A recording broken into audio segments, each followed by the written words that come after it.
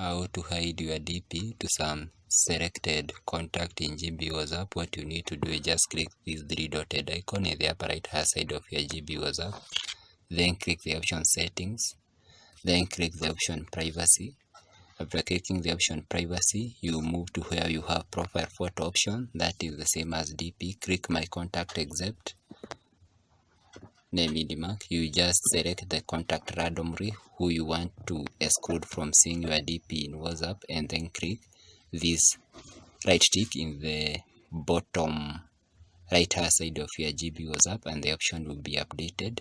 You can also do that in order to exclude only one contact without blocking it from seeing your profile picture. You just demark, let us demark the contact which you had marked and select that only one person who we want to exclude from seeing our DP, and then click update.